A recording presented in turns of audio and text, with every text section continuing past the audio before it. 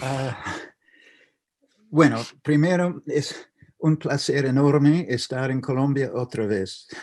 Ah, ojalá que vengo con mi cuerpo también en junio. Entonces, voy a hablar más o menos 20 minutos, tal vez un poco menos, para presentar algo y después escucho otros ponentes y después charlamos y partimos ideas. Um, yo escribí este libro sobre chamanismo, colonialismo y el hombre salvaje, un estudio de terror y curar en inglés en el año 87 y luego en español. Entonces, ese es mucho tiempo y yo siento como un parte de una historia antigua. Yo imagino que mucha cosa cambió al respecto. Y el chamanismo que yo conocía es posible que no existe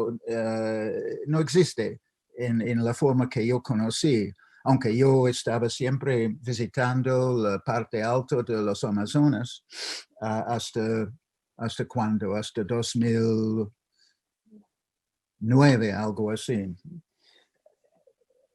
Entonces, yo quiero decir, hablar un poco sobre la palabra chamanismo, porque yo tengo problemas con esta palabra, aunque yo utilizo.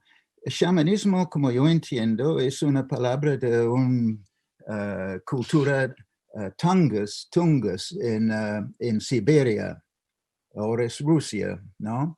Y esta palabra chamán quiere decir, es un curandero, curandera, entre varias en esta cultura tungas. Y en el siglo XVIII, Catarina la Grande abrió la frontera a investigadores europeos, italianos, franceses, etc., a conocer Siberia. Y ellos hablaban de estos magos que era como haciendo trucos, en inglés conjurers.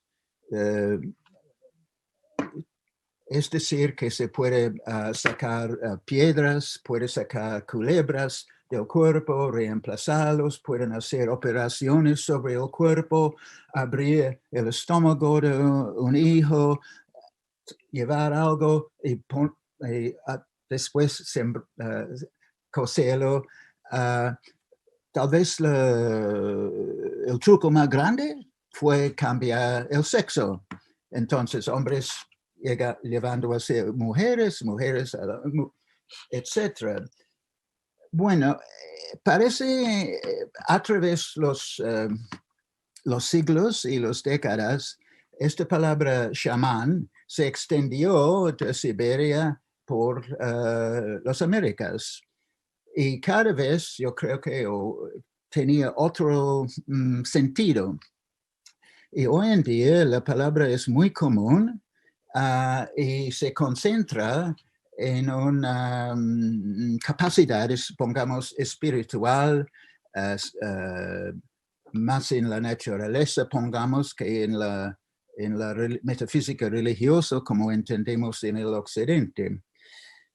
Y yo tenía problemas mirando el poder mágico de la gente que conocí en el Putumayo bajo y alto, por cuestión de la historia del caucho y la historia de la conquista española en general.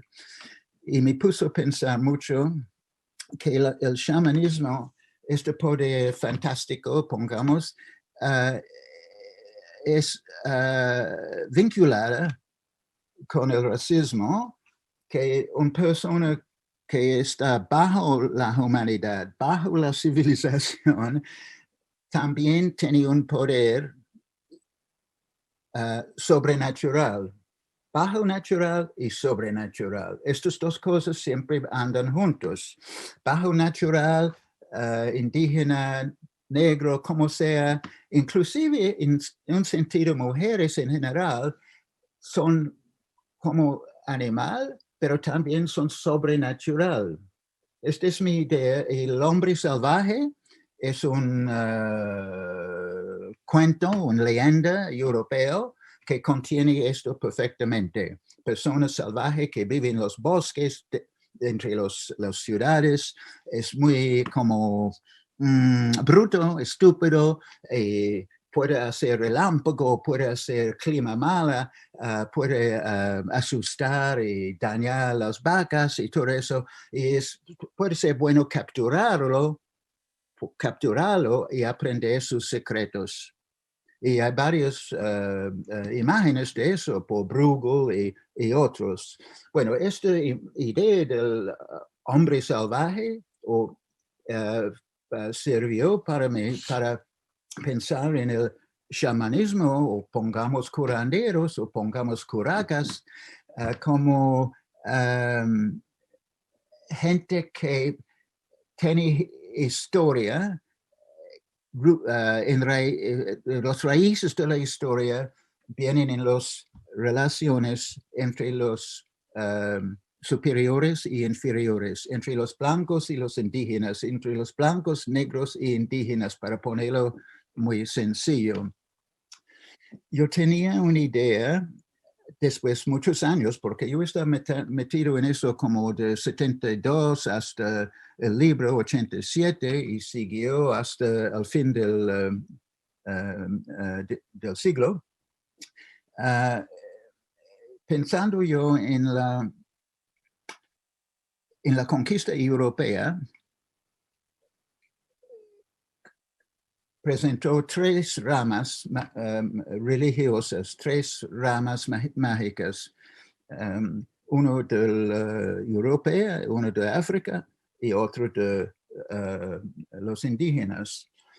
Y yo pensé que en un sitio, por ejemplo, Cartagena, que tiene los libros de la Inquisición, se puede mirar en los documentos cómo funcionaba eso. Que el inquisidor, el jefe de la Inquisición, puede tener, cuando estaba enfermo, necesita una negra para curarse, aunque esta negra, Paula de Eguiluz, si recuerdo el nombre, fue presa porque practicaba magia, practicaba curación con hierbas. Las mujeres blancas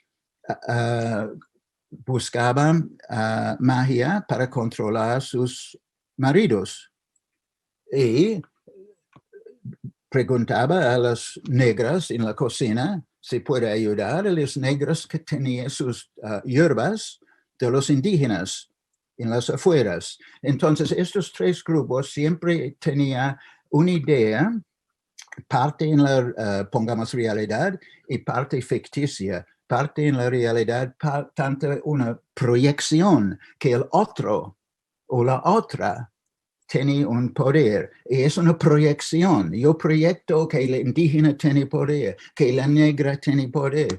Si no soy negro o indígena, que el blanco tiene este poder. Entonces es como un triángulo de espejos. Es un sistema fantástico, más o menos complicado, y se forman redes de magia, redes de curación por toda Colombia, pongamos Venezuela, Ecuador, Panamá, etc. Y esto se nota, yo noté, donde yo trabajé mucho en Puerto Tejada, cerca de Cali, en zona de agribusiness muy cruel y crudo, agresivo, que siempre había cada día días del mercado, estos indígenas del Putumayo, vendiendo hierbas, vendiendo azufre, vendiendo unos raíces de yaje, y también entraba a veces a curar a la gente. ¿De qué sufre la gente? La gente sufre de envidia. no se puede hablar de chamanismo colombiano o América Latina si no se pone envidia en el puro centro de todo la cosa.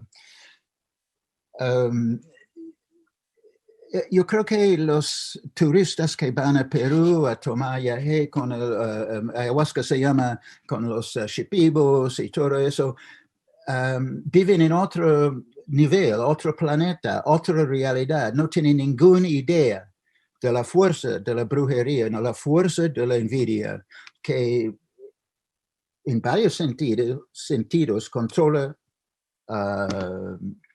estructura estas subsociedades.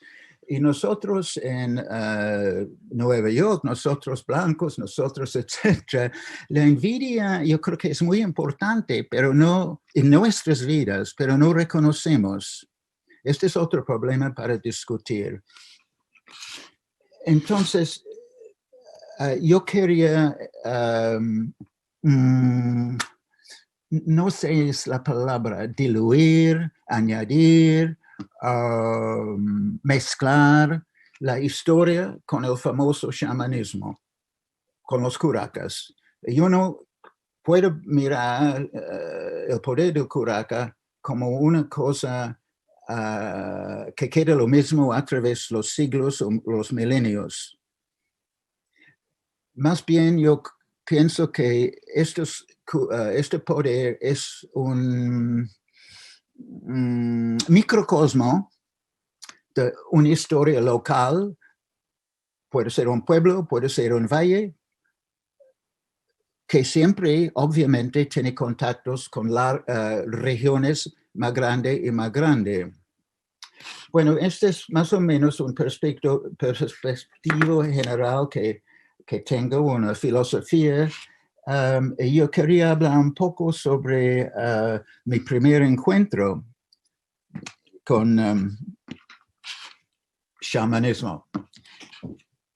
Y yo fui a la cordillera occidental de Santander de Quilichao en Cauca con dos hombres negros, amigos míos, que querían madera para construir una casa campesina en 1972 con la organización ANUC, que probablemente ninguno de ustedes sabe qué es o recuerda. ANUC fue un movimiento campesino nacional para ganar tierras y reformas agrarias, la reforma agraria. Entonces, estos dos señores, Alfredo Cortés y Luis Carlos Mina, eran como muy metidos en este movimiento y me invitaban y en esta expedición a conseguir madera. Fuimos arriba, sobre 3 caballos viejos y chiquiticos. Y primero, ellos querían hablar con los indígenas allá. Si puede cortar árboles y suministrar madera abajo en Santander de Quilichao.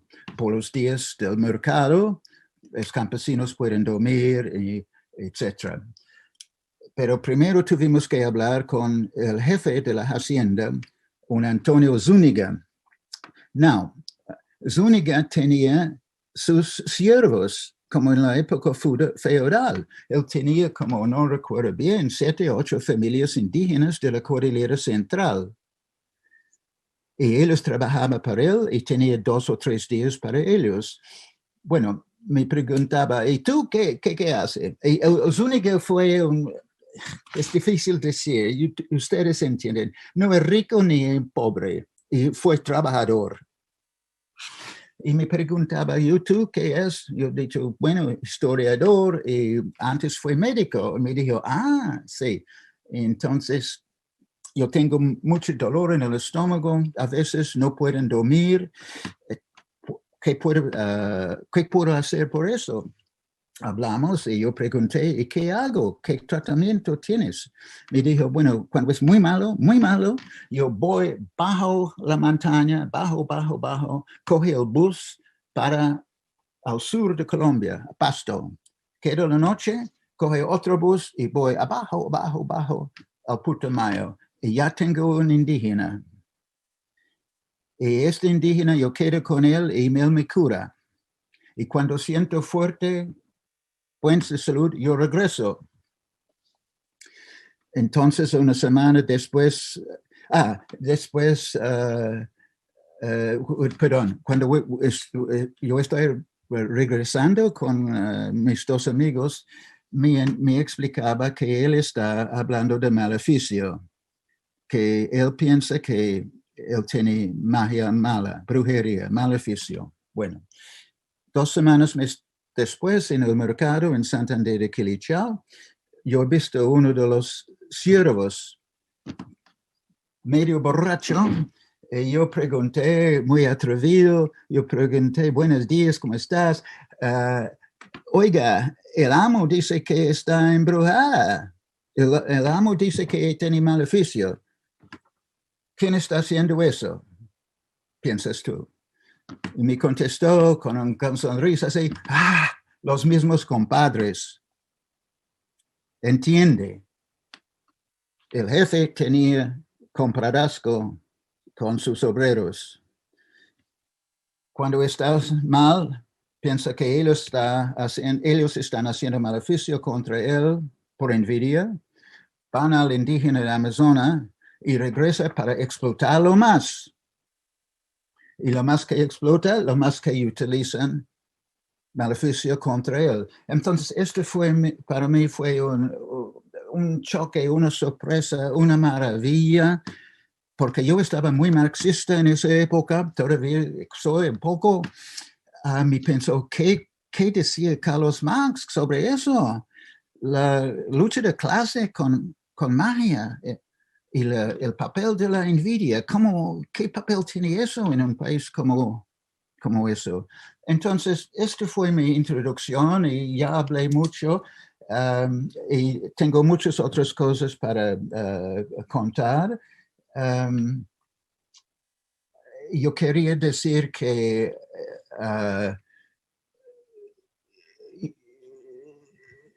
las noches con el curaca con quien yo vivía, Santiago Motombojoe, siempre están en mi memoria. El canto y la comunidad de personas en la noche charlando, llorando, dando risa. Estas son noches muy fuertes y el canto es canto sin palabras que me fascinaba, que me fascina. Así, la voz, el pecho, la garganta. Y yo pensaba mucho en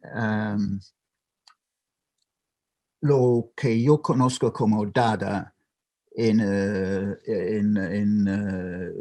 la historia de europea, como entender estas noches que utiliza miedo, que utiliza el sentido de morir con humor y broma. Esta mezcla de dos cosas opuestas, el choque, la náusea, y entonces la tranquilidad. Esta mezcla, yo pensaba mucho en montaje, por las distintas visiones que viene, cada visión es distinto, se reemplaza con otro.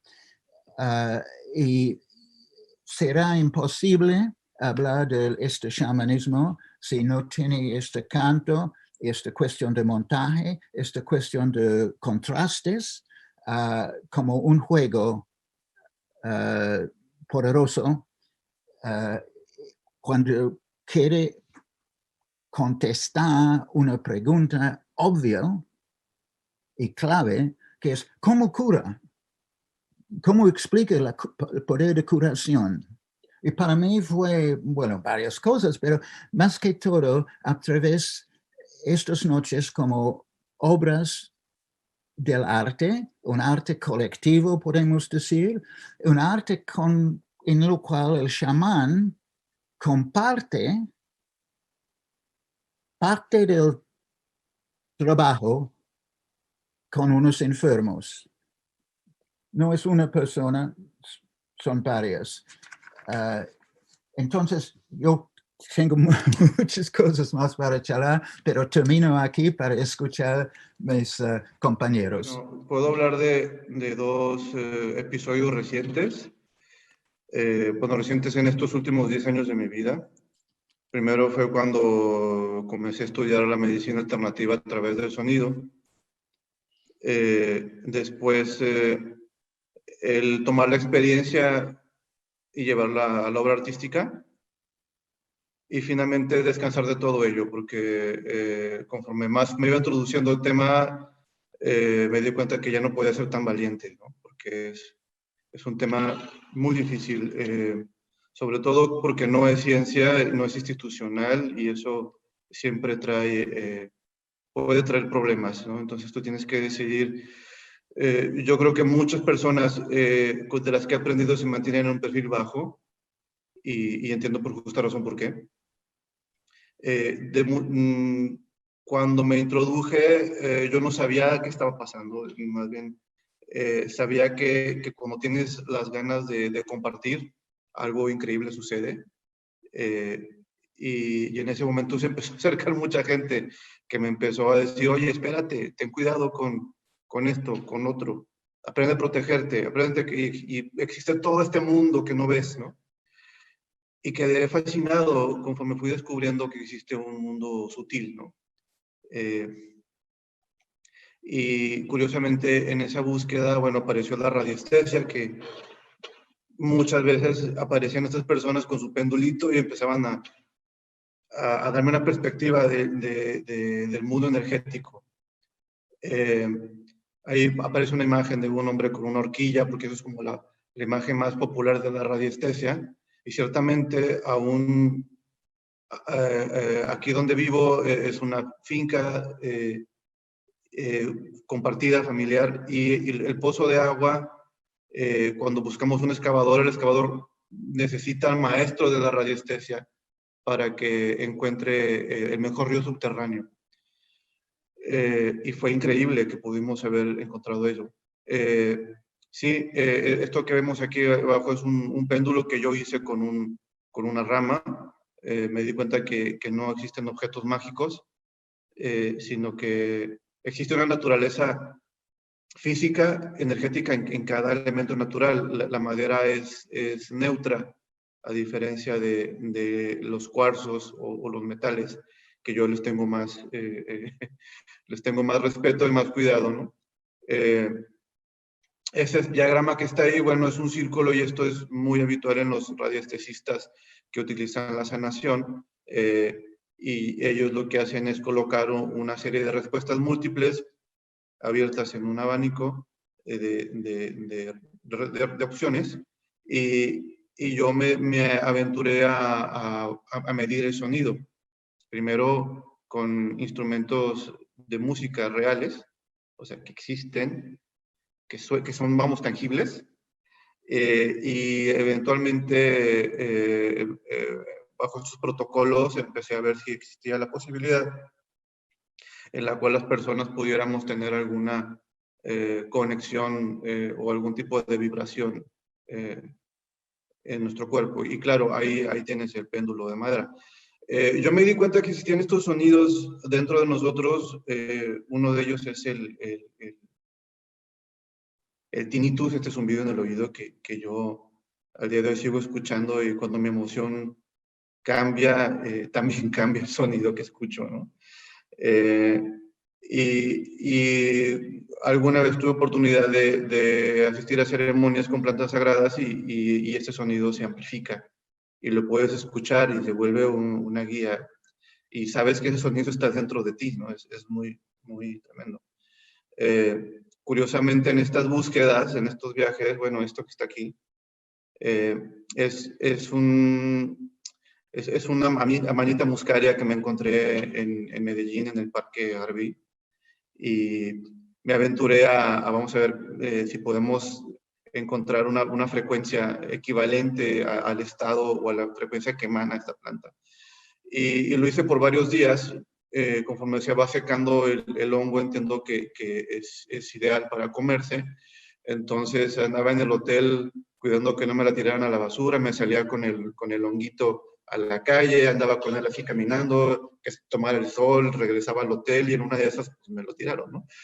Pero logré crear este mapita con varias opciones y después convertí esos valores de hercio. Yo estaba muy concentrado en ciclos por segundo y son frecuencias muy, muy bajas en comparación a otras frecuencias que definitivamente, según la especie, bueno, no es vegetal, pero vamos, dependiendo del ser vivo, en este caso, sea piedra, hongo, o árbol, cactácea, pino, palmera, cambia los números o la constante de determinadas frecuencias. E incluso pareciera que hay una especie de regla musical similar a los armónicos o a las cuartas o a las terceras notas, porque conforme cambian, se van corriendo del lugar, pero sigue habiendo una diferencia o una relación que sigue mutando, pero que varía con ello, ¿no? Y claro, diseñé el sonido y me puse los audífonos y bueno, sí estuvo, me mareé bastante, ¿no? No pude continuar porque estas cosas las hago entre proyectos que son más oficiales. No, esto es la primera vez que lo muestro aquí. Bueno, esto de aquí es otra, me traté de aventurarme a ver qué pasaba con el bosque, con el entorno, y ya no tenía ya una planta a la mano. Y ahí también en diferentes momentos el péndulo me daba las mismas respuestas, pero aproximándose, y habían opciones de respuesta que jamás aparecían. Vamos por la siguiente, si hay una más por ahí. Ah, ok. Esto es lo más desarrollado que pude lograr porque me di cuenta que hasta el momento los árboles y plantas que yo había visto, las respuestas están limitadas a este nivel, que es como de unos 50 hercios hasta 216 hercios aproximadamente. Y cuando posiblemente aquí es donde yo no puedo dar la seguridad bajo qué condicionamiento el péndulo se mueve, porque también la radiestesia se mueve de acuerdo al saber interno de la persona, pero esto puede ser, hablando holísticamente o metafísicamente, tiene que ver con el saber que tú ya contienes o lo que has aprendido. Pero también con tus deseos, ¿no?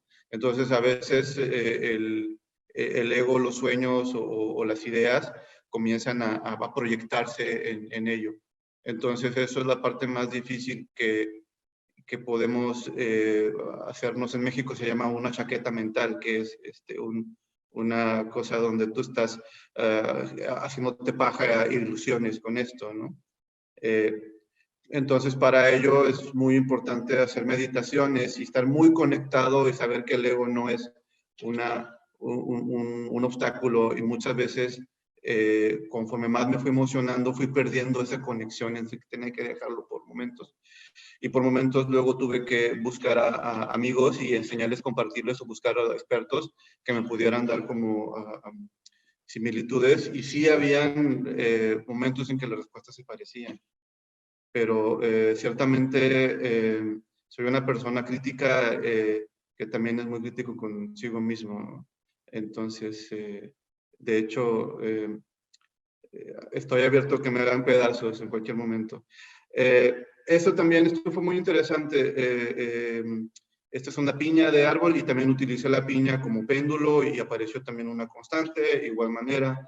Dependiendo de la especie, que yo desconozco, a veces no quiero saber qué pasa con las plantas, porque si yo sé lo que hacen, inmediatamente mi subconsciente o cual sea aquella conciencia de la cual yo no tengo visible, va a empezar a responder.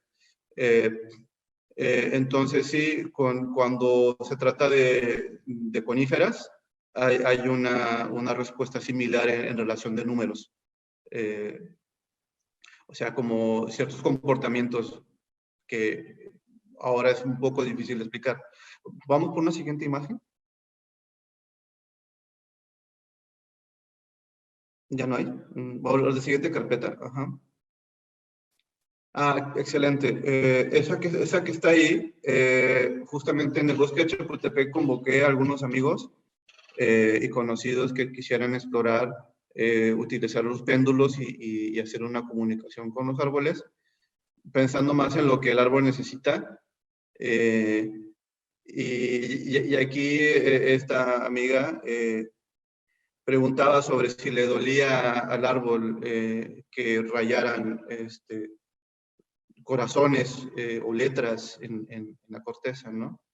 Y dice que sí, pero que no había ningún rencor ni ninguna represalia respecto a ello, ¿no? Me parece muy interesante eso, que es como si hubiera ahí una proyección de algo bellísimo en cuanto a la nobleza del árbol, ¿no? Que puedo seguir siguiendo, todas son imágenes similares, que aquí me gustaría hablar un poco de cómo es visto el reino de las plantas y de los árboles según el budismo tibetano. Y es muy interesante porque en todos los reinos existentes de lo que se llama samsara, existen las plantas y los árboles. Y como ellos no están dentro de nuestro ciclo evolutivo de pasar de fantasma, animal, humano, semidios, dios, no generamos karma comiendo las plantas porque no están en esta parte. Aunque sí son seres sintientes, no sufren el dolor. Es otro nivel de conciencia, ¿no? Y vale mucho la pena ello, que eso me inspiró mucho a ver qué pasaba con los árboles, ¿no? Justo una historia me surgió de una compañera de estudio que viajó a estas zonas de Tíbet y la India, y una amiga suya se enfermó de la piel y no podía curarse con nada, ¿no? Hasta que un monje tibetano le preguntó si ella había hecho, si había orinado en el bosque, ¿no? Un bosque que es muy virgen y muy especial. Y efectivamente ella se pidió, pero pasaron semanas, ¿no? Y recurrió a todo tipo de curanderos, médicos, alópatas, homeópatas, de todo, pero hasta que no se pudo disculpar con este bosque al lugar donde se orinó, fue cuando su piel se liberó de esta erupción que era imparable, ¿no? Y es una historia que si a mí me la hubieran contado, la hubiera visto en YouTube, pues yo no la creía, ¿no? Pero me la contó una persona que lo vivió y lo experimentó durante espacio de casi un mes. Vamos por siguientes imágenes, vamos corriendo. Es lo mismo, aquí cada quien encontró una forma como íntima de hacerlo, ¿no? Lo único que hicimos fue darnos el tiempo de escuchar y de meditar junto a ellos. No hubo gran ciencia realmente, salvo algunos determinados protocolos de meditación previos. Y efectivamente el péndulo se movía y luego en grupo habían como respuestas que se parecían un poco, ¿no? Vamos por lo siguiente, carpeta. Y no sé cuál sigue, pero me gusta esta parte de narrar las fotografías que aparecen. No sé cuánto tiempo me queda, ¿eh? Tienes el tiempo suficiente. Vamos a recorrer las imágenes. Ok, perfecto. Me gustaría ver otra imagen Estoy compartiendo unas del Yarumo. Excelente. Esta fue la primera vez que monté la instalación. Estaba yo de residente en Flora Ars Natura y yo no sabía que el yarumo era una planta medicinal, sino que habían 2 yarumos, 3 ahí mismo en Flora. Y como era el árbol más cercano que tenía, bueno, probé con ese, probé con otra que sí conocía, que es la brumancia, que es esta que llaman borrachero, que es una planta que se usa para hacer otro tipo de aletargamientos, brujerías, no sé. Claro, probé con también la brumancia, pero me pareció muy peligroso. Y del yarumo no sabía nada. Entonces, pero me llamó la atención que las frecuencias que aparecieron eran las que mejor resonaban en la madera. esa madera que está ahí en el suelo, pues está hueca y arriba esos dos cuadros cafés son dos parlantes muy potentes que generaban una frecuencia grave. Y el sonido me pareció muy rico. Ahí tenemos una foto de Yarumo para quien no los conoce. Este fue fotografiado ya después en Medellín. Y ahí fue ya adelante, eso fue la versión presentada un año después en el Museo de Arte Moderno de Medellín. Y ahí coloqué unos péndulos colgantes que explicaban el proceso de cómo hacer la medición de estas frecuencias. Y mandé a hacer unos discos de vinilo porque me gustaba mucho cómo algunas frecuencias dibujan en el surco del disco, visualizan muy bien ello y me pareció una manera de ejemplificar el sonido para poder verlo y ver algo similar a lo que es la resonancia en la madera. Vamos a mantenernos en esa imagen que me encanta, que es pues la instalación que se presentó es un deck de madera de 5 por 5 metros y también ya es la versión, vamos, definitiva. Tiene abajo 3 parlantes y fueron muchos datos. Yo no puedo saber a qué orden corresponde, pero había una constante en estas vibraciones que aparecían. Y lo que hice fue hacer una selección de 3 minutos, una variable de frecuencia, otros 3 minutos otra y otra. Pero eso fue una decisión totalmente arbitraria de mi parte. Solo me fui guiando por mi sensibilidad de artista. Elegí lo que pudiera ser lo más agradable al contacto. En ese momento, pues sí, yo ya sabía que el yarumo es una planta ceremonial, que sí ayuda a temas de circulación, a temas del corazón. Y bueno, esto se pareció mucho a una especie de masaje, una resonancia muy interesante que cuando comparé, y esto hablamos desde la visión holística, no hay una aproximación a un tipo de frecuencia que libera beta-endorfinas, que es esta que disminuye el dolor físico. Entonces, curiosamente, sí, la frecuencia sí aminora ese tipo de ellas, pero es que básicamente todas las terapias de sonido, los cuencos tibetanos y demás, están en ese rango que es como de 70 hercios a 120 hercios, y ahí es a donde le acomodes, ahí se siente rico.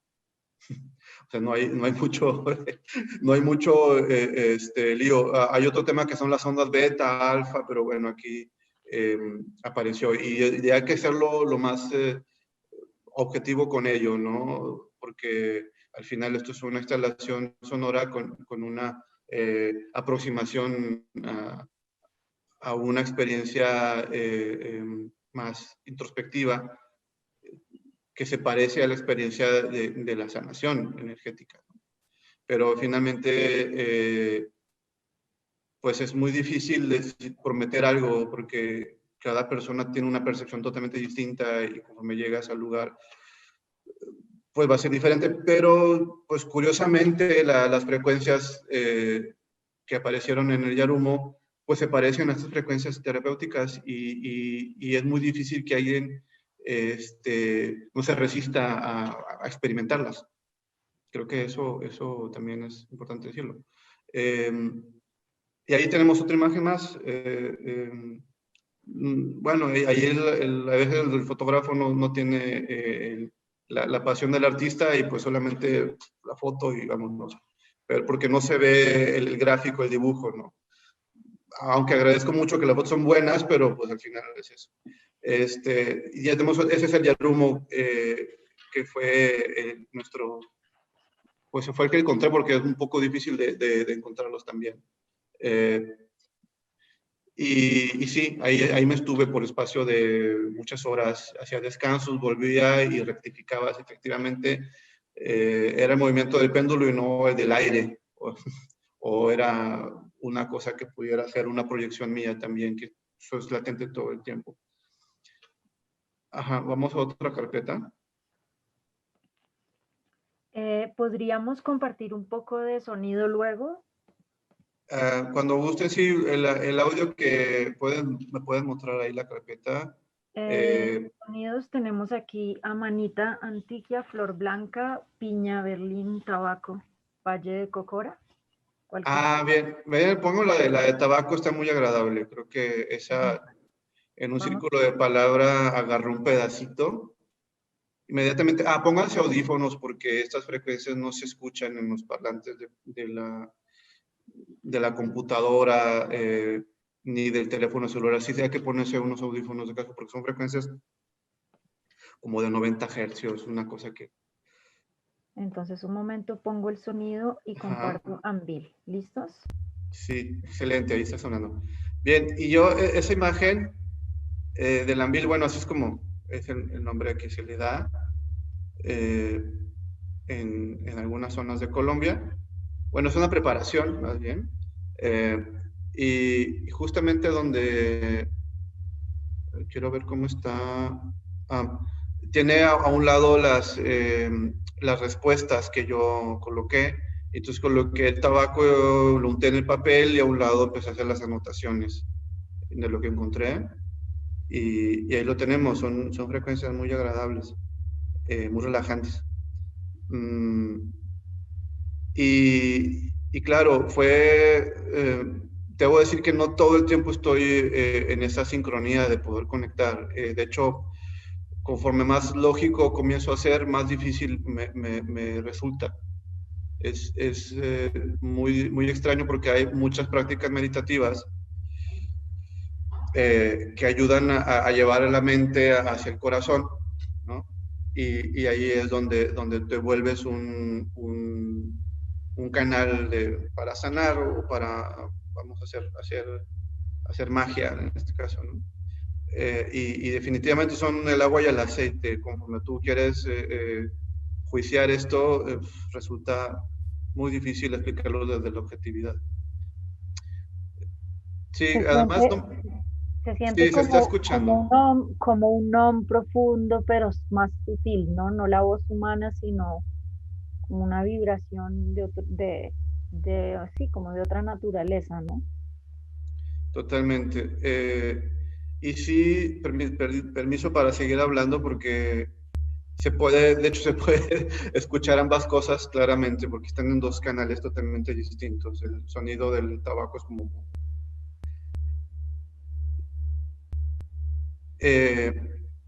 y bueno, eso quisiera, mientras dejamos este sonido, quisiera mostrarles otras imágenes que están ahí en esa carpeta de Voy a otras. dejar de compartir un momento. Uh-huh. Y voy a poner la carpeta de otros, ¿vale? Ajá, sí.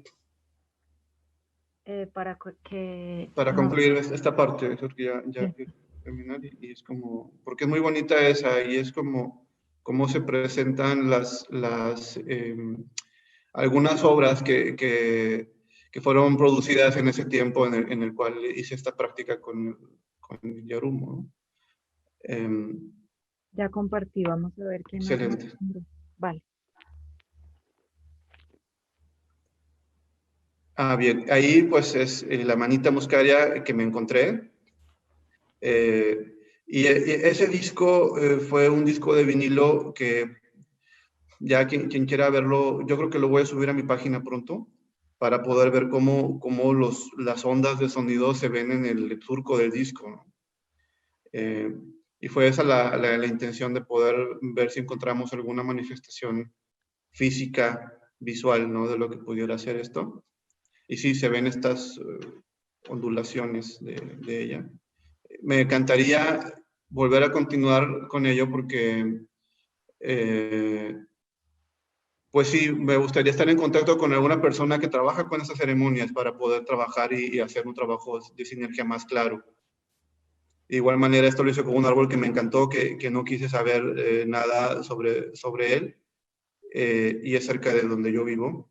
Y igual manera, ese mismo proceso, trabajé con radiestesia, tomé nota, me fui a la computadora a generar las ondas de sonido y después grabar este disco.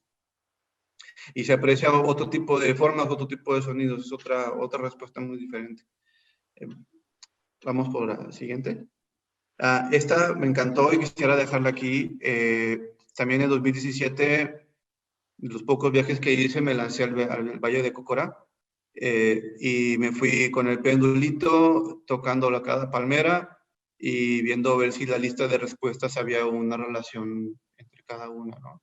Entonces ahí se ven un grupo de palmeras y arriba hay 12 listas. Entonces cada lista corresponde a una palmera. El sonido no me gustó para nada, debo decirlo, ¿no? Sin embargo, me resultó interesante cómo había una variable de ellas. Vamos por la siguiente.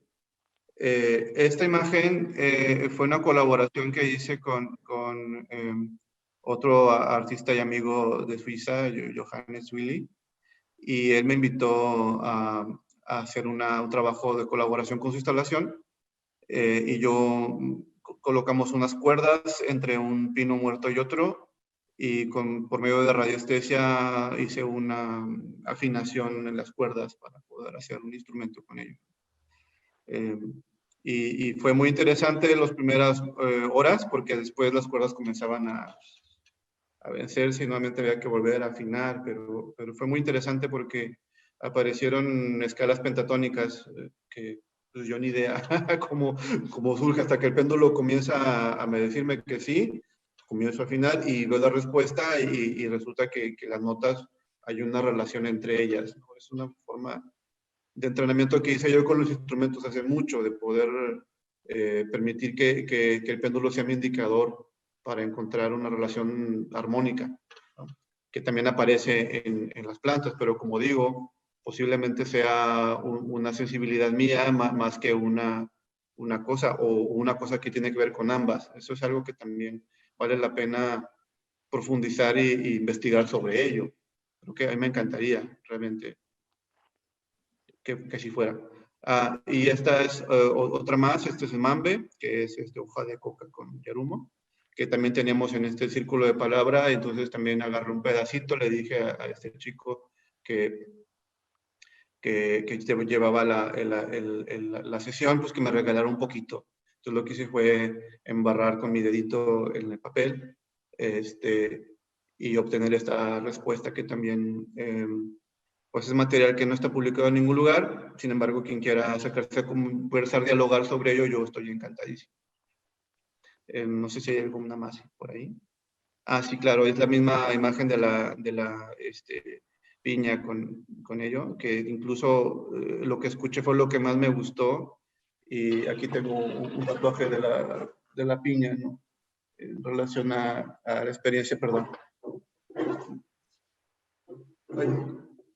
La experiencia de la escucha me pareció espectacular y es algo que lo escuché por segunda vez y ya no fue igual. Es como la primera experiencia de tu vida es una y después no vuelve a ser igual. El primer beso no es igual al segundo, el primer trago de cerveza no es igual al segundo, el primer toque de tabaco no es igual al segundo.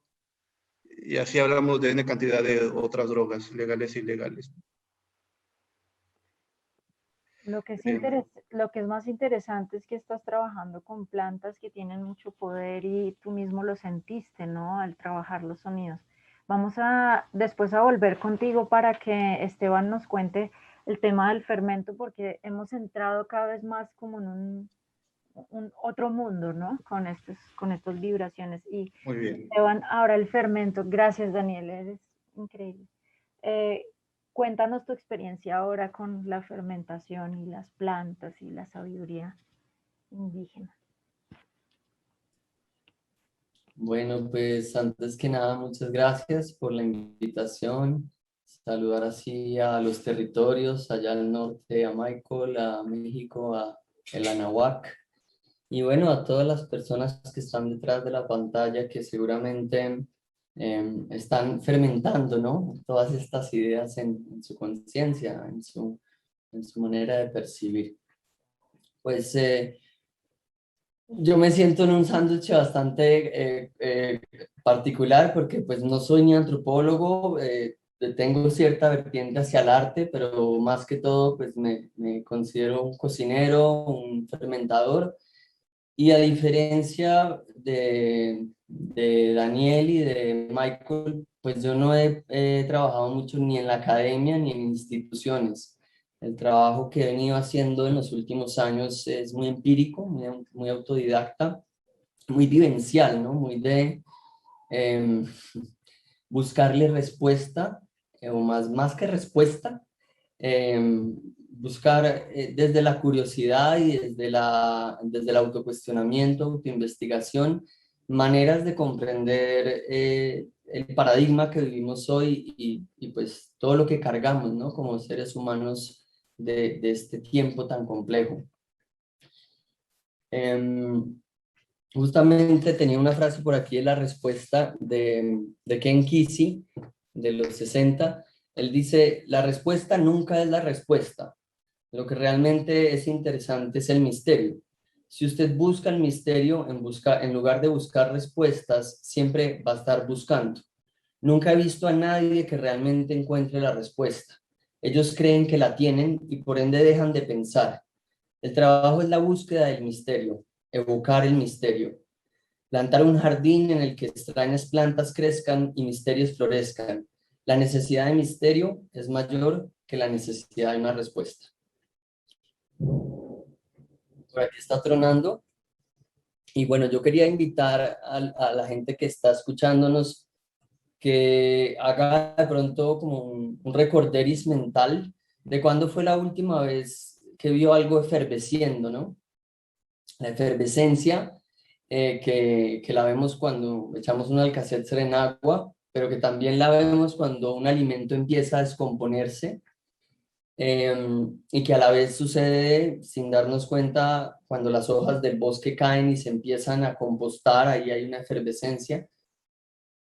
Y esta idea viene un poco de Lynn Margulis, que fue una de las personas que propuso el término de simbiogénesis.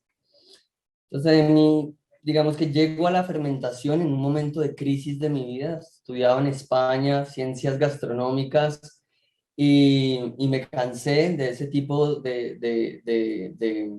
pues como de manera de aplicar la cocina, ¿no? En lo que llaman alta cocina o cocina tecnoemocional o de vanguardia. Y conocí a un fermentador revivalista, un activista, un pedagogo que se llama Sandor Katz. Y él me abrió, digamos, la mente y el corazón, el intestino, ¿no? Me abrió el intestino en dos a explorar el fermento.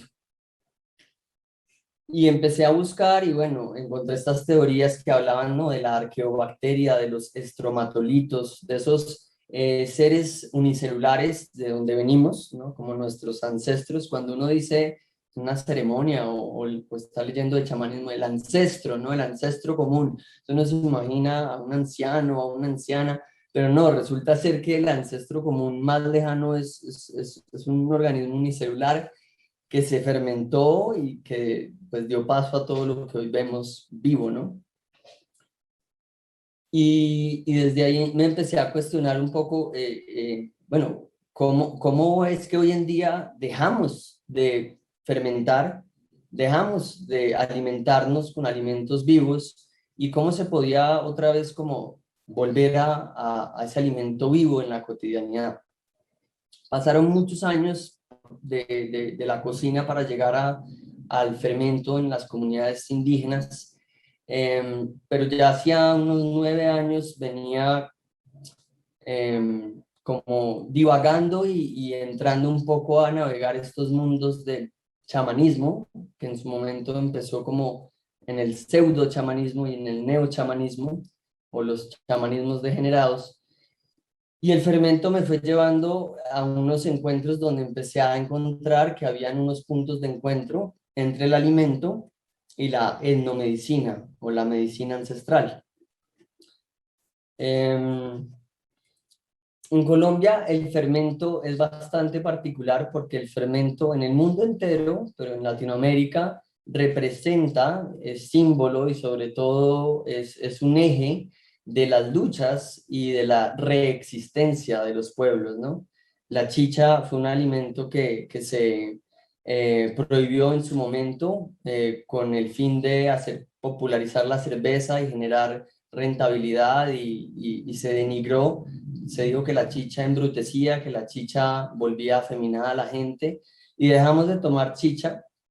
Sin embargo, en todo el país hay muchos fermentos que se toman, ¿no? Está el masato, el guarapo, la mistela, la chicha fuerte, la chicha suave, y entre las chichas hay miles de chichas.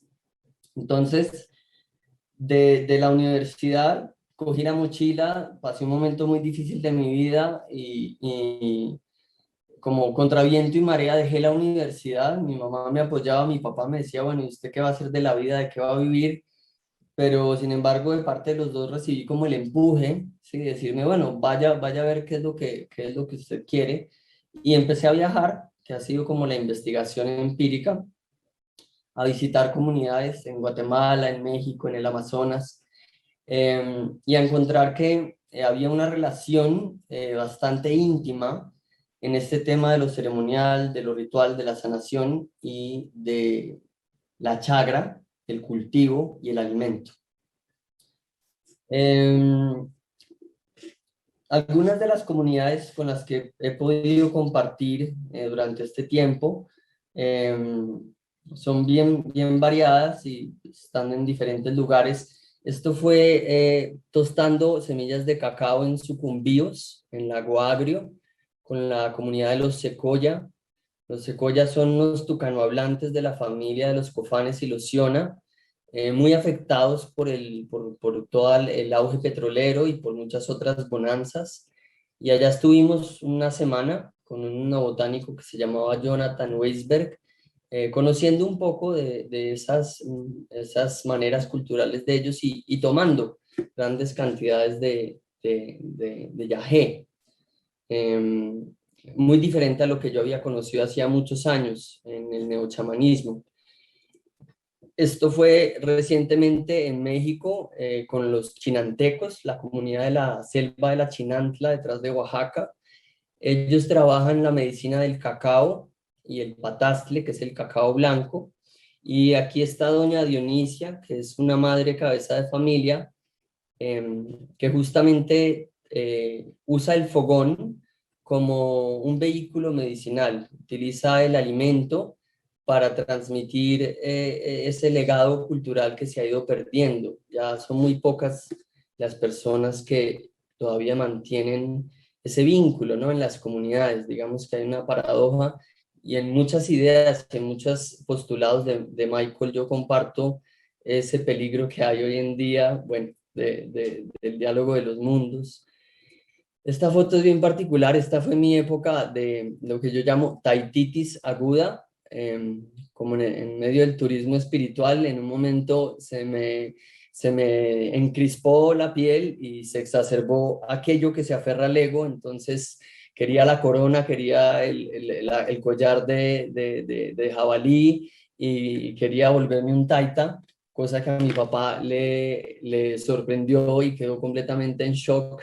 Entonces, con el tiempo, después de pasar por ese caminar, empecé a darme cuenta que habían unas maneras un poco más, digámoslo así, más sutiles y un poco más equilibradas, más recíprocas de compartir con los indígenas, con las comunidades ancestrales. Desde muy pequeño tuve la oportunidad de viajar a varios lugares.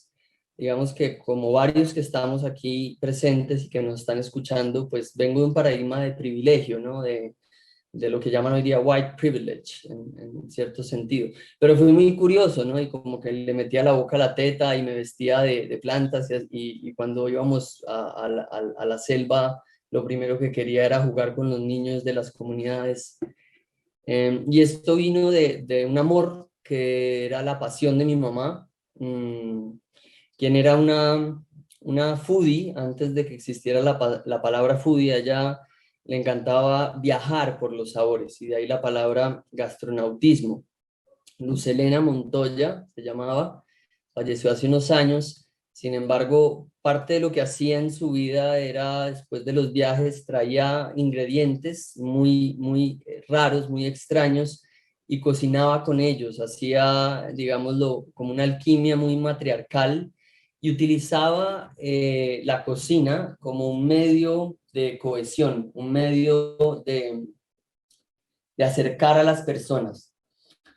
Entonces, después de pasar como esa época de turismo espiritual, esa época como de tanto afán de querer encontrar respuestas, y llegué al fermento, empecé a ir a las comunidades ya no como con esa insaciabilidad de necesitar algo, de tomar algo, de sanar algo, sino de compartir, de generar un vínculo de intercambio. Y en esos intercambios empecé a notar algo, y era una diferencia de cómo había llegado antes y de cómo estaba llegando recientemente. Entonces, hoy en día el chamanismo se suele resumir, lo solemos como poner en unas miradas muy reduccionistas, y ahí comparto con Michael ciertas ideas, porque de ese chamanismo paleosiberiano a lo que vemos hoy, hay muchos chamanismos, ¿no? Lo que hemos ya, los que ya he nombrado y muchos más. Y digamos que lamentablemente los que hoy en día se encuentran son chamanismos muy degenerados a lo que en algún momento pudo llegar a ser el chamanismo para las culturas ancestrales. Sin embargo, existe todavía, ¿no? Ciertos salvaguardianes, custodios y herederos de tradición como Mutawahoy, como el taita con el que estuvo Michael, que guardan esos cantos, esa glosolalia, ese conocimiento, esa sensibilidad, y que no están tan permeados de alguna manera como por la fama o por el deseo a, a ciertas cosas que nos afectan a todos los seres humanos, ¿no? Pero que cuando llega a lo indígena, digamos que tiene una fuerza muy grande porque va en detrimento de ese conocimiento, ¿no? Entonces, ahí es donde ese colonialismo empieza a ser muy delicado. Iba como hacia la línea de que cuando empiezo a llegar, me empiezo a dar cuenta que yo siempre llegaba donde el hombre, donde el patriarca, donde el chamán, y llegaba en busca de la purga, de la medicina fuerte, del rapé, del tabaco, ¿sí? Ignoraba que al lado, o inclusive antes de la maloca, estaba el hogar, estaba el lugar donde está la hoguera, que es donde se hace la hogaza, ¿no? El hogar, la hoguera y la hogaza. Y al lado del hogar está la chagra, que es donde crece ese alimento. Y con el tiempo empecé a ver que esas mujeres, esas madres, tienen un significado y tienen, digamos, una importancia tal par a lo que se hace en la maloca. Lo que pasa es que no son protagonistas, no están en los libros de Michael Hartner ni en las investigaciones de Wasson, de Terence McKenna. Ellas quedaron a un ladito relegadas, porque simplemente se buscaba esa experiencia psicodélica, psicotrópica, de alguna manera como de estados expandidos o modificados. Ellas de alguna forma sostienen el hogar desde el alimento, ¿no? Y le dan vida a lo que sucede en la maloca, y digamos que está muy interrelacionado. Hay una interdependencia bastante profunda entre lo que los niños están haciendo, la mujer está tejiendo, la mujer está cocinando, porque palabras más, palabras menos, René Descartes decía, pienso, luego existo. En el Putumayo y en estos lugares es más vomito y luego existo, ¿no? Purgo y luego existo. Y después de purgar uno queda con un vacío en el estómago inmenso, y al otro día está la señora ahí con su platico de quiñapira o con su casabe, y no dice nada más que entregar el plato, pero en el plato hay un mensaje como la radiestesia, ¿no? Como esas ondas que son muy sutiles y casi que imperceptibles, pero que también son medicina. A lo largo de los años, entonces empecé a investigar también el fermento. ¿Por qué fermentamos como seres humanos, no? Entonces hay un autor que se llama Faustino Cordón. Él es un autor que dice que cocinar hizo al hombre. Y empecé a darme cuenta que ese postulado de él estaba un poco erróneo porque básicamente lo que hizo al hombre fue fermentar. Michael habla mucho también de la biomimesis, de la mimética. Y digamos, en África está la fruta de la marula cae, los animales no se la comen ni verde ni madura, sino que la dejan justo hasta el momento que está casi podrida. Es esa fina línea entre podredumbre, putrefacción y fermento. Y cuando está en estado de embriaguez, cuando tiene alcohol, se la comen y todos los animales de la sabana entran en una embriaguez sagrada. Y empecé a darme cuenta que eso tenía una gran importancia en la historia de la humanidad y que los humanos, digamos, empezamos a fermentar o empezamos a comer alimentos en estado de fermentación por varios motivos. El primero era porque nos lo metíamos a la boca y efervescía. La palabra fermento viene del latín fervere, que es ebullición. Es un tipo de cocción, es otro tipo de cocción, es una cocción en frío o en un calor muy bajo. Y esa sensación nos cautivó como seres humanos. Lo segundo fue que sentimos algo que no habíamos sentido antes, un estado de embriaguez, un estado expandido de conciencia. Empezamos a ver las cosas de pronto un poco más lúcidas o de pronto empezamos inclusive a encontrar detalles que no veíamos. También habían sabores que no encontrábamos en otros alimentos, ácidos, astringentes, pungentes. Y por otro lado, nutritivamente empezamos a sentir que nos hacía bien. Eso fue por mucho tiempo hasta que empezamos a desarrollar las técnicas para fermentar de una manera más controlada, más consciente, más específica. Y ahí se empezó a utilizar el fermento para la conservación y la preservación de los alimentos.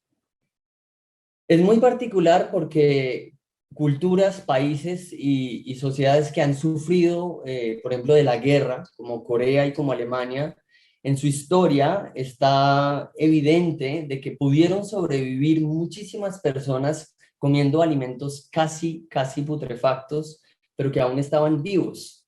En este caso, el chucrut y el kimchi. Y este es un ejemplo, cuando uno fermenta un repollo o fermenta un pepino, estos alimentos pueden estar ahí en esos frascos hasta por años sin dañarse, sin necesidad de conservantes, sin necesidad de neveras, sin necesidad de estas tecnologías tan abrumadoras que necesitamos hoy para conservar los alimentos. Entonces me pregunté, bueno, si uno de los motivos es conservar, ¿por qué hoy todo en el supermercado está homogenizado, estandarizado, pasteurizado? Y empecé a darme cuenta que hasta hace 90 años las abuelas de países europeos y aquí en muchos otros lugares encontraban el queso, el vino, el vinagre, en Asia la salsa soya, vivas. Sí, los mercados uno iba y compraba el alimento y estaba vivo, llegaba a la mesa vivo y uno se lo comía vivo. Entonces ya hoy digamos que llegamos a esta, lo que llama Michael el meltdown, en este planetary meltdown, donde se trata de estandarizar y de lograr una homogenización tal en todo que perdimos la conexión con esa latencia de vida de los alimentos, al punto que compramos cosas que parecen queso, saben a vino, tienen la pinta de un vinagre, pero verdaderamente no lo son comestibles que imitan y muchas veces no son ni comestibles porque el cuerpo muchas veces no los reconoce como alimento, entonces llegan a ser hasta antifisiológicos. Pero no soy purista, digamos que yo también a veces me como el queso de la tienda, ¿sí? Yo no puedo fermentar y hacer mis quesos todos los días. Creo que encontré que hay que aprender a dialogar y a ser adaptable en estas situaciones.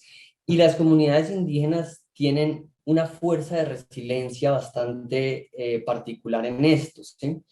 El fermento en la comunidad indígena por lo general es cuidado por la mujer y se toma en lo que llaman la jícara o la totuma, que no simboliza, no representa, no es un arquetipo de el útero, sino que es como tal, ¿no? El lugar donde se fermenta la vida. Y, por ejemplo, en el mambeadero, ya que Daniel mostraba el mambe, el ambil, cuando se está calentando la palabra, cuando hay picante, cuando empieza a haber guapeo, guerra con la palabra, se empieza a herir, la mujer desde su lugar viene muy callada y trae una totuma de lo que se llama en la cultura de Huitoto, Muruy, la caguana, que no es fermentada, pero está hecha con un almidón de yuca que está fermentado y comparte esa agua de piña dulce, como babosita, como mucilaginosa, y la sola dulzura de esa bebida ayuda a endulzar la calentura de todos los hombres que están a punto de pararse del banco y de matarse unos a otros porque tienen diferencias de ideas, ¿no? Entonces eso es como un recorrido un poco a través de lo que he empezado en estos años o hemos empezado a reconocer en el alimento fermentado. Llegó un momento donde nos dimos cuenta que ya no se podía solamente hacerlo a título personal o como algo narcisista, como algo que desde el placer o desde el hedonismo, sino que había una parte sociocultural muy importante atrás de los fermentos. Este fue un encuentro hace unos años cuando Sandor Katz vino a Colombia, donde se reunieron o invitamos a varios sabedores y sabedoras, tehualas, curacas, chiquis, mamos, jabas de varias comunidades a que trajeran sus fermentos, sus cantos, sus danzas y nos reunimos en las faldas del Parque Nacional, en esta yuta, como un poco haciéndole honor a los orígenes del chamanismo paleosiberiano. Y ahí se danzó y se tomó chicha durante muchas horas, muchísimas personas hasta que largó el agua y éramos cientos de personas. Inclusive tuvimos el honor de tener a una comitiva de la Iglesia Nativoamericana quien compartió su conocimiento, el maíz, los cantos. Ella es doña Elba, que es una mujer campesina, ¿no? Donde uno empieza a ver pues que lo indígena y lo campesino también tiene un vínculo con lo afro, con todo, ¿no? Es un tejido muy grande. Ella trabaja en Mocoa con mujeres cabeza de familia. Pero a todo esto uno se queda así, ¿no? Uno en este mundo occidental, antropocéntrico, permejado de todas estas percepciones tan corruptas en las que hemos crecido, uno se queda atónito, ¿no? Como que se empieza a comer las uñas al ver esta manifestación de los sonidos, de los alimentos, de esos sabores que tienen espíritu o que tienen una vida, que tienen una esencia que en Occidente no la conocemos. En un momento dado, esta imagen es muy fuerte, perdón por mostrarla así, pero en un momento dado sufro de una enfermedad que es la leishmaniasis y, y bueno, digamos que ese fue para mí como lo que llaman la noche oscura del alma, una de estas noches oscuras del alma, porque llamé a toda la gente que conocía, sabedores, gente de medicina, y nadie estaba en esos momentos en Bogotá. Fui a la clínica y me dijeron que posiblemente eso era un estafilococo. Entonces dije, pero ¿cómo así que un fermento me está comiendo la mano, no? O sea, ¿qué me está pasando? Y lo más particular es que la epidemióloga me dijo, si está de buena suerte es un estafilococo, pero eso tiene pinta de ser leishmaniasis. Y la leishmaniasis no es curable. Usted tiene que empezar a ir al hospital militar a que lo traten mensualmente porque no existe cura desde la medicina alópata para eso. Pero me dijo, tómese esta cajita de antibióticos para ver si se cura. Y yo, bueno, me llevé los antibióticos, corté los lácteos, corté el azúcar, como que traté de imitar un poco esa dieta indígena, esa dieta ancestral que es tan básica, tan simple, la original, ¿no? Las genuinas. Y me tomé los antibióticos y al cabo de 10 días mi sistema inmune colapsó y en el mismo tiempo que tenía hueco en la mano comiéndome el músculo, me salió un brote de herpes zóster, que es otra enfermedad autoinmune pero viral. Todo al mismo tiempo, 26 de diciembre, 23 de diciembre, yo venía para la casa de Navidad y bueno, ese es un momento donde yo pierdo los estribos y literalmente me rindo, digo, no sé qué hacer. Y días después un amigo me llama y me dice, mañana vienen los Piaroa del Amazonas venezolano a compartir la medicina del yopo. Y yo sin pensarlo dos veces dije, no sé esto de qué trata o cómo, qué será lo que hay aquí, pero yo me voy para allá a ver qué pasa, ¿sí? Y no voy a decir que esto, quiero aclarar acá que estas medicinas, estos rituales, estas formas culturales y este saber hacer no son panaceas, sino es que uno vaya y se tome el remedio, al otro día ya está curado. Pero digamos que dentro de la unión del canto, el alimento, la medicina y el saber hacer, existen las posibilidades para tratar enfermedades que para Occidente son intratables, patologías, traumas, formas de psicosis y de neurosis que difícilmente las podemos digerir nosotros hoy en día. Y justamente después de esa ceremonia que fue muy fuerte, el abuelo, el curaca, me miró y se rió. Me acuerdo de Michael porque me dijo algo como, alguien le tiene envidia, sí, entonces yo me quedé atónito y me dijo, enciérrese en su casa, haga lo que sea que esté haciendo. Yo me estaba alimentando de una manera y estaba precisamente haciendo unos cantos de tradición hinduista que me llegaron justo en ese momento de crisis y que me ayudaron sobre todo era como a la contención emocional de semejante colapso. Y al cabo de 30 días después de esa toma de yopo, el yopo es un polvo de delantera peregrina, es una mezcla una semilla de ese árbol que tiene DMT, dimetiltriptamina, que es un enteógeno, un psicotrópico muy fuerte, y tiene harina de plátano y otras cosas. Y es muy fuerte, es demasiado fuerte esa ceremonia. Sin embargo, salí vivo, ¿sí? Sobreviví a ese proceso y en los siguientes 30 días pasó lo impensable y era que miraba la herida y la herida se empezó a cerrar por sí sola y de un día para otro, pues simplemente ya no tenía más el hueco en la mano ni tenía el brote de herpes. Me pasaron momentos donde, por ejemplo, en otro viaje al Amazonas, estábamos con los secoya. Esta es una imagen que se llama Cronofernalia, es un arte visionario de Patrick McGrath, y yo tuve una visión muy similar a esta, en plena chuma, donde uno cree que lo que va a ver son ángeles y a Dios y hablar con lo más elevado. Yo empecé a ver caras de Mickey Mouse supremamente diabólicos y empecé a ver como todo este paradigma actual de una manera muy idílica, muy utópica y empecé a recordar momentos de mi infancia y recuerdo que cuando me levanté de la hamaca, porque estos hombres toman en absoluto silencio, yo salí de la hamaca y purgué y miré hacia abajo y lo que había ya era por la mañana y no estaba tan introducido en los efectos psicotrópicos o alucinógenos o cognodislépticos del viaje. Estaba ya entrando como en un estado de conciencia vigílica y miré al piso y la purga era verde, era bastante fluorescente. Y me hizo pensar, bueno, ¿qué será que está saliendo aquí que tiene que ver con Mickey Mouse? Entonces, quería contar como todas esas hebras para llegar a este punto, a esta imagen y a esta invitación sobre todo. Él se llama Orestes Esteves, él es un fermentador revivalista cubano.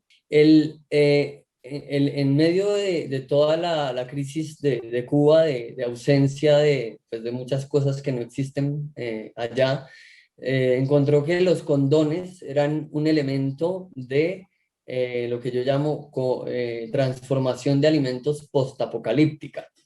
Y él tiene una vinería, él hace vinos, fermentos en Cuba, y como no puede conseguir los airlocks, que son estos tapones con los que se fermenta el vino, hace esto, que es fermentar el agua dulce con la ayuda de un condón.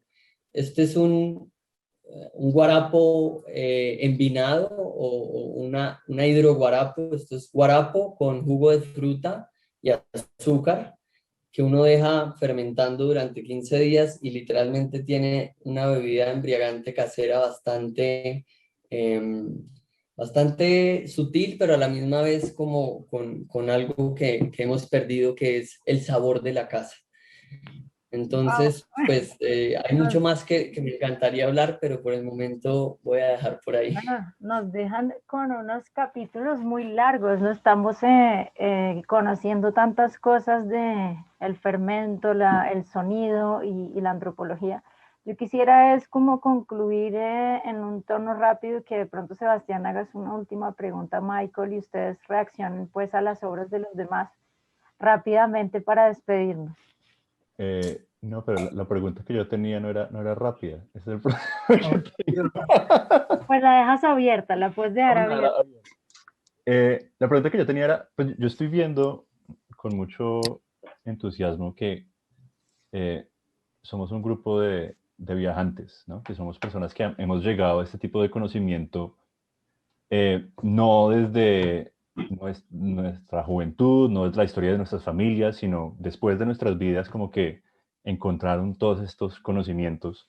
Y me recuerda mucho la postulación de Michael sobre qué es el chamanismo y pensando en el chamanismo como este juego de espejos, de reflejos, esta posibilidad de reflejar algo diferente y en ese reflejo crear algo nuevo, esa productividad de reflejar. Entonces, y lo veo mucho en las historias que nos están contando, en ir a un espacio diferente y estar abierto a esa experiencia. Y quería preguntarles para ustedes cuál es el poder de reflejar y de ser reflejo de algo. De ir a otro espacio y tomarse esos roles y abrirse a esa posibilidad de reflejar y ser reflejo. Y también, yendo muy de la mano de esta pregunta, porque lo veo de formas muy diferentes en cada uno de lo que ustedes han dicho, desde el arte, desde la fermentación, desde la antropología, la idea del sanar es algo que no es, que es un tema que todos comparten, pero es un contenido que es un poco diferente para cada uno. Entonces quería preguntarles a ustedes, desde su práctica de ser esos reflejos productivos, ¿qué es sanar? ¿Qué posibilidades nos ofrece eso? No son corticas las preguntas, qué pena. Perdón, ni las preguntas ni las respuestas, caray, pero vamos a tratar de resumirlo. Me encantó una vez una conferencia. Yo simpatizo mucho con el budismo tibetano, fue una etapa de mi vida. Y decía Donsar Khyentse Rinpoche dijo en una conferencia, quien tenga su corazón compasivo, con ganas de compartir, puede sanar. Me pareció wow, porque era una cosa muy parecida a lo que descubrí al estudiar también otro tipo de terapias, que decía que es la terapia craneosacral de John Ledger, que luego les comparto, que decía que era importante que los familiares de los enfermos pudieran aprender a sanar, porque lo pueden hacer tan bien como un médico profesional, porque está el amor de por medio, ¿no? Entonces, si eso nos humaniza, a veces siento yo que para cargar un trabajo de humanidad, en mi caso, ha tenido que ser por ahí, ¿no? Y he querido trabajar sin el sanar, sin el compartir, y el trabajo se siente bastante vacío de mi parte. Entonces es algo que no puedo explicar por qué, pero cuando lo hago siento que estoy viviendo. Y de lo contrario, soy creo que más triste cuando no involucramos esta parte del dar. Definitivamente no defiendo mi trabajo como un trabajo que venga a traer una solución a algo. Siempre ha sido una práctica que necesito hacer, más no algo que todo el mundo debe de experimentar. ¿Me explico? O sea, es como desde mi parte está el dar, el compartir, y a alguien pues le quedará, alguien lo aprovechará, otras personas que no. Creo que eso es lo más importante de ello, ¿no? Entonces, por eso sucede en mi caso. Michael, en tu caso, ¿qué es sanar?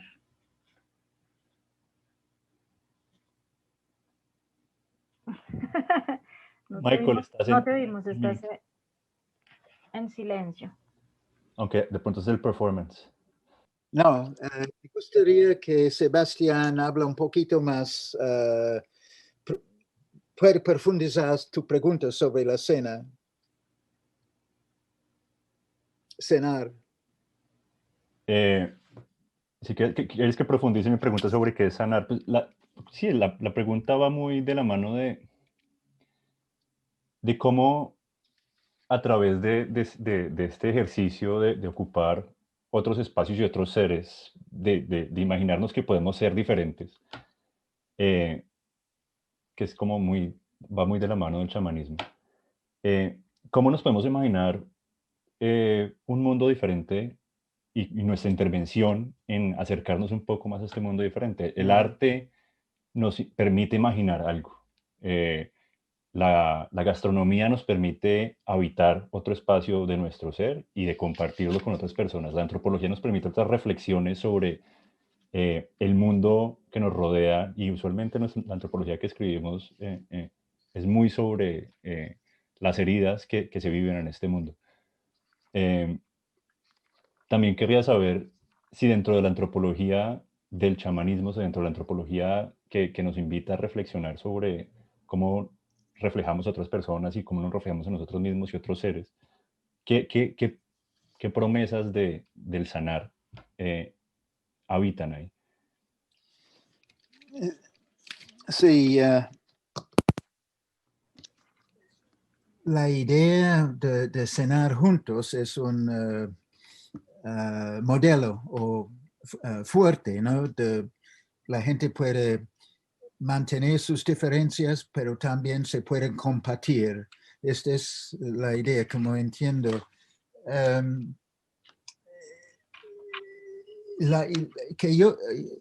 Siempre en las partes donde yo vivía en Colombia, en Putumayo, en Cauca,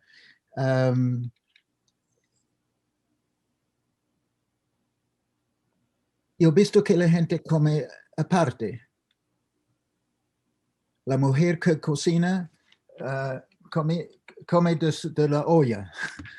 Tal vez los niños están en la esquina. El hombre que regresa del trabajo come solo, sea gente negra, sea indígena. Es un modelo de cenar juntos que en un sentido no existe. Perdone si hago algo distinto a su experiencia, pero yo quiero ser como un poco niño necio aquí y enfatizar la soledad de comer. No importa, tal vez la idea de comer juntos como Jesucristo en la última cena es cosa que no todo el mundo comparte o muestra la diferencia entre las clases sociales. ¿Ok? Estoy pensando en eso. ¿Qué me interesa? Oiga, me gustó mucho las ponencias, me puso a pensar en muchas cosas nuevas y también pensamientos nuevos sobre cosas viejas.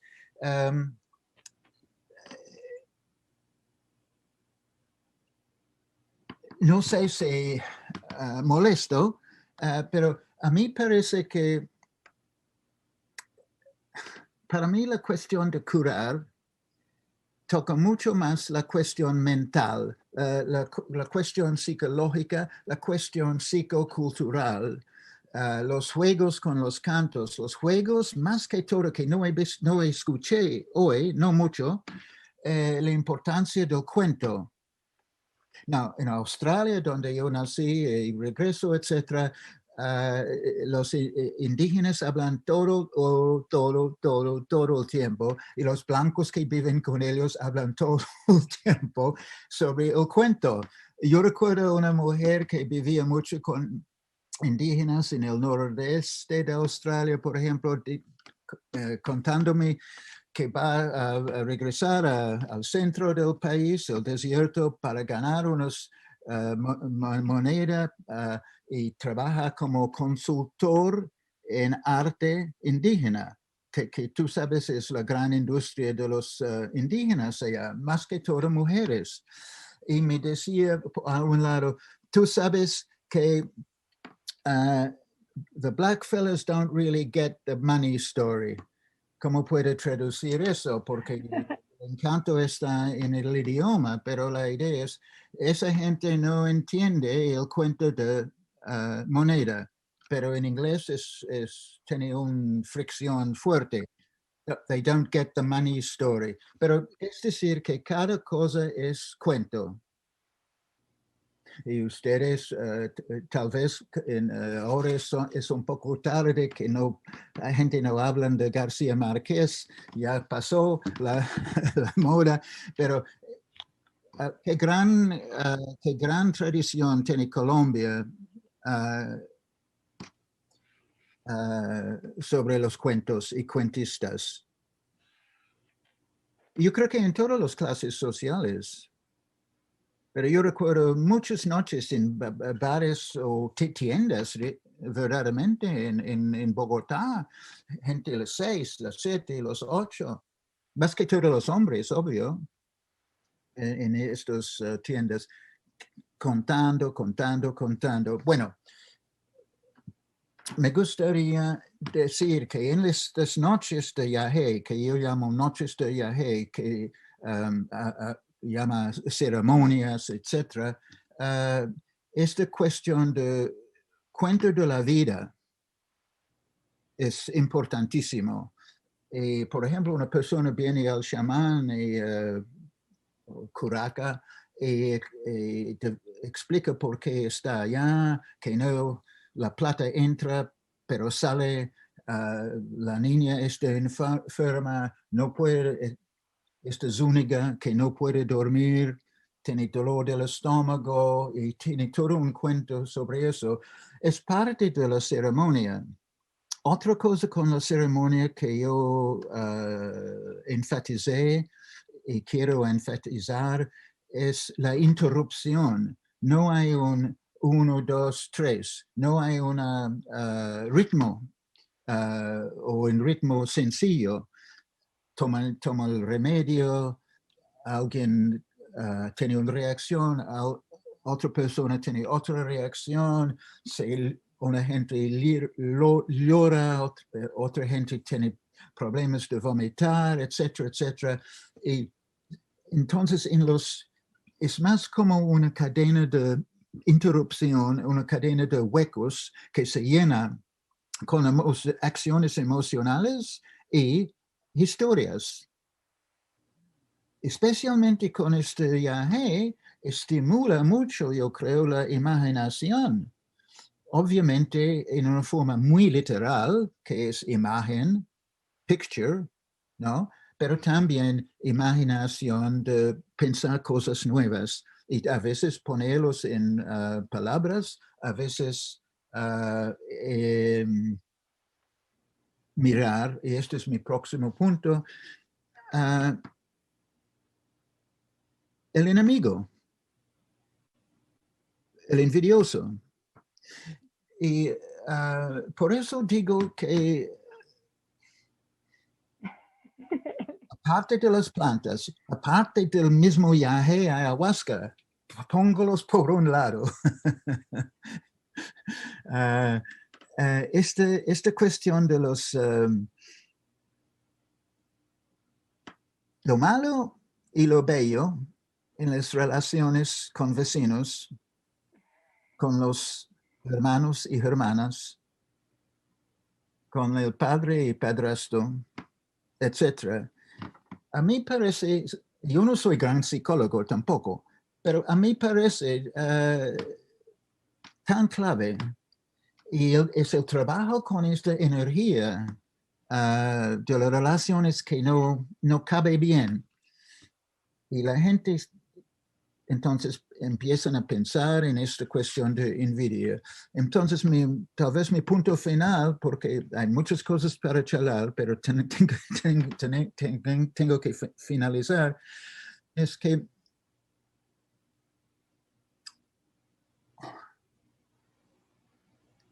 sería bueno pensar en qué forma existe la envidia entre la clase media y la clase media alta en la universidad, en la cultura intelectual, pongamos, en lo cual muchos vivimos.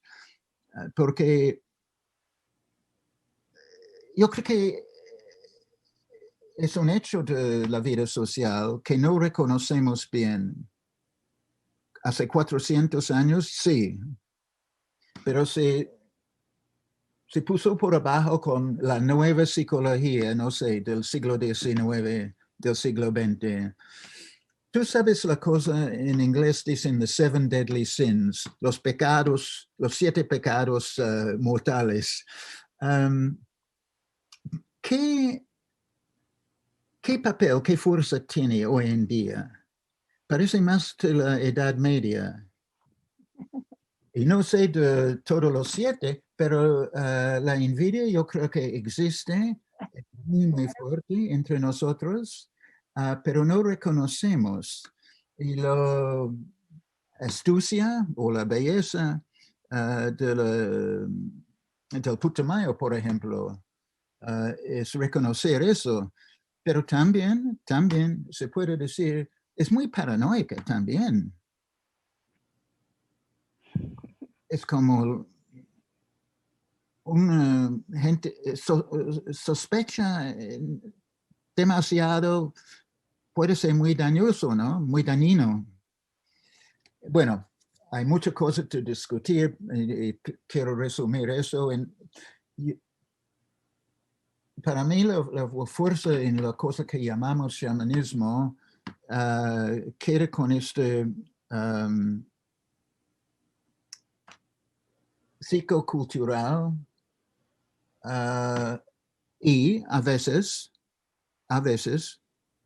curacas o curanderas que tienen esta arte de jugar con eso. No todo el mundo tiene eso, no todos los curanderas tienen eso, pero bueno, hay gente que sí sabe. Tal vez otro punto final. Me llama mucho la atención especialmente en el Putumayo, y imagino en Caquetá,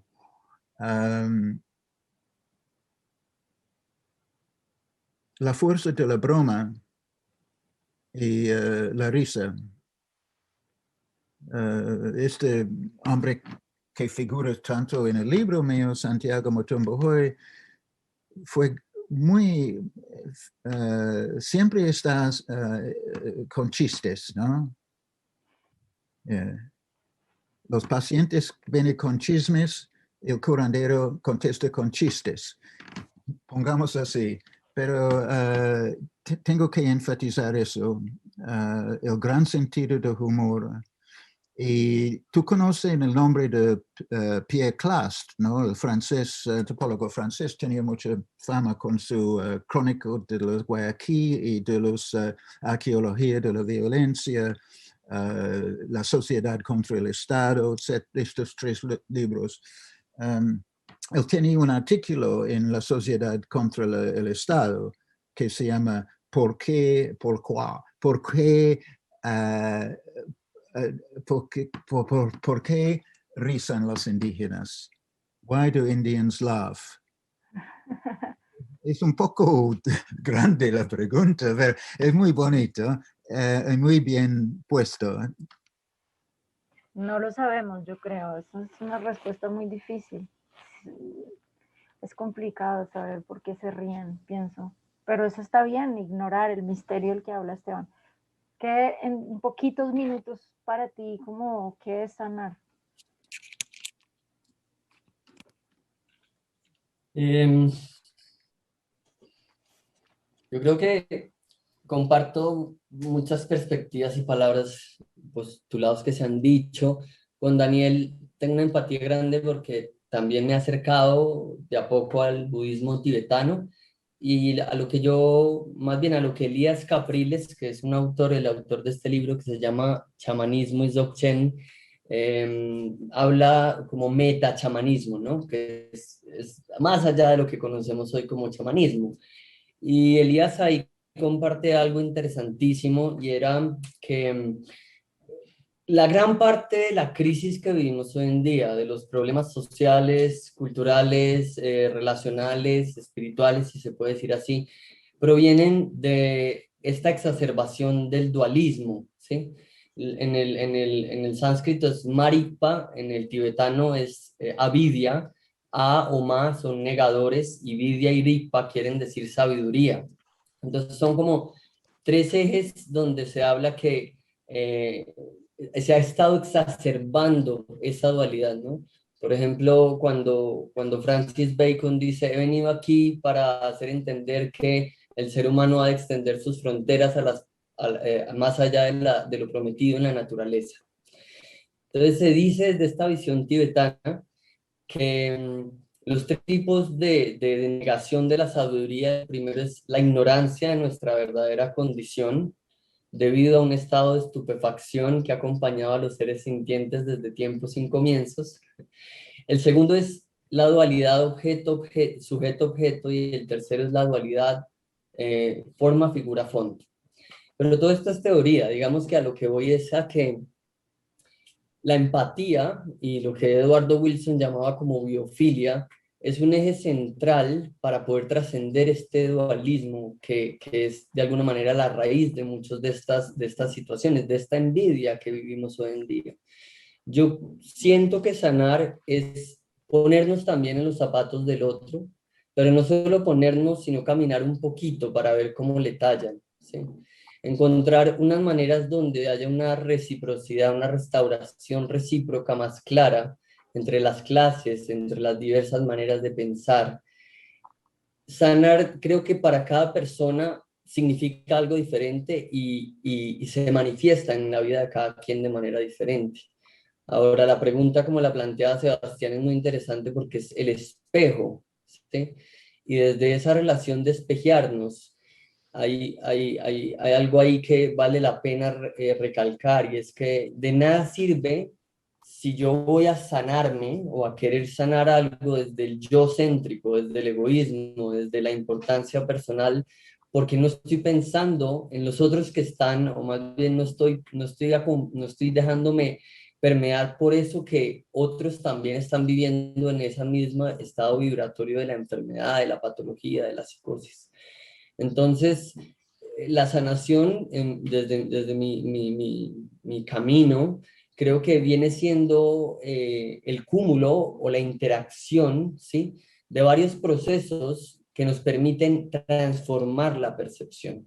Eso que en algún momento lo veíamos como malo, como enemigo, como el diablo, puede en algún momento de la vida transformarse en algo auspicioso, en algo que nos puede ayudar a trascender eso que nos molestaba o eso que nos generaba daño. Y para sintetizar, como dice Michael, el chiste, hay una canción de Carmelo Torres y de Los Toscos que dice, porque una cosa es el indio y otra cosa es la antropología, ¿no? Entonces digamos que aquí tenemos un gran camino todavía, que es coger el machete, ¿sí?, y abrir la trocha para que las venideras generaciones tengan la carne más pulpita, tengan un poco esto más fermentado y no sea como tan ajeno a la cultura occidental esta realidad que es la realidad de sanar esos traumas que cargamos todos intergeneracionalmente, queramos o no queramos, lo reconozcamos o no lo reconozcamos.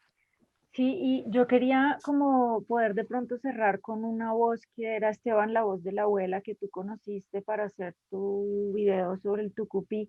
¿Puedes compartirnos el consejo que ella dio? Porque ahora sí, para completar y redondear tu chiste, pues no hemos oído a los indígenas, ¿no? Entonces hemos hablado mucho, pero ellos no han dicho nada. ¿Puedes ponernos esa voz y nos despedimos?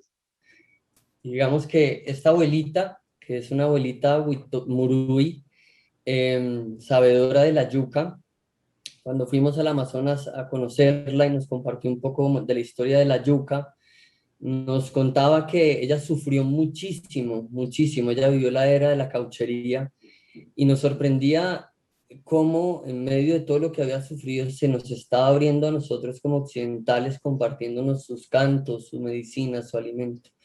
Entonces ella en un momento dado, en una parte del video que después publicaremos o que creo que está en la página de ICA, ella dice, Moni ya amena, somos tierra y volveremos a la tierra, somos yuca y volveremos como yuca a la tierra. Entonces creo que ese es el consejo es que todos tenemos la sangre roja, independientemente de dónde vivamos, de qué estrato pertenezcamos, su condición social, estemos ligados a todos nos permea el agua, nos alumbra el sol y nos da alimento la tierra. Entonces, con esa palabra, pues invitar a que cante la abuelita con su voz. Perfecto.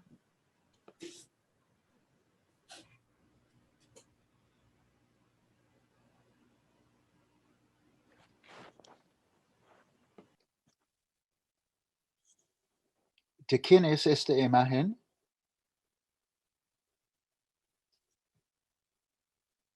Esta es de Jason Castillo, él es un artista visionario, se llama Las abuelas de la yuca o las madres de la yuca.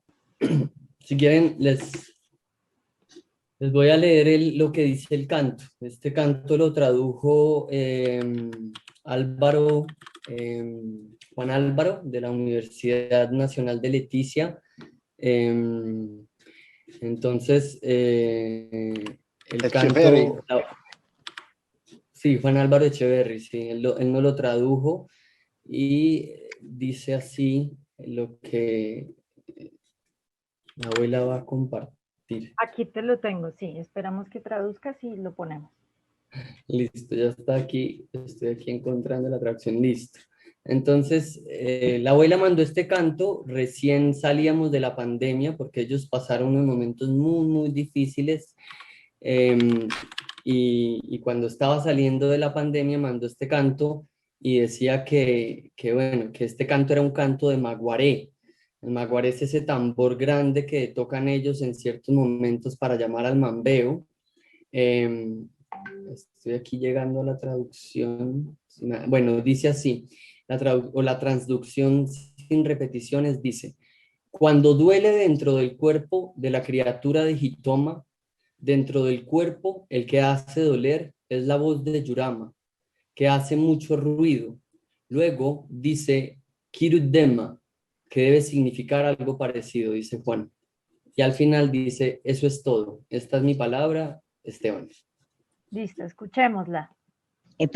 Esteban, escucha mi voz, pero la voz de una vieja, pero que vale. Pero es una vieja, no es vieja, sino una abuela. ¿Qué dice?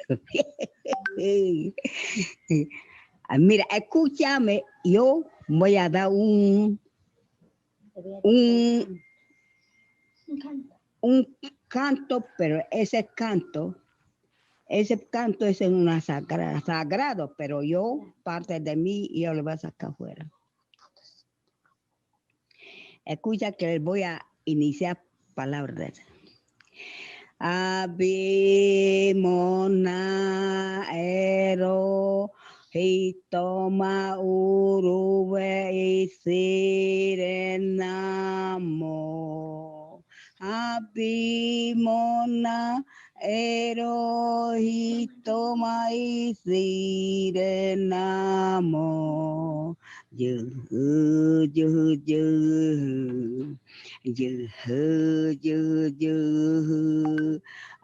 Abimona ero isire duma. Abimona ero hurama uai de ayo phukure duma.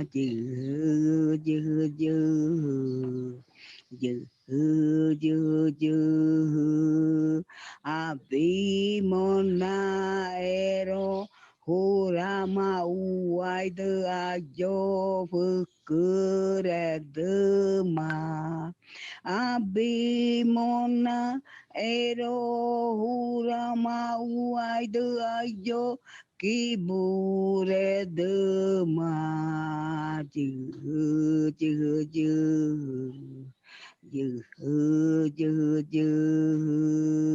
abimona erohit abimona ero ite hitoma urue uai de ayo fukure de ma chữ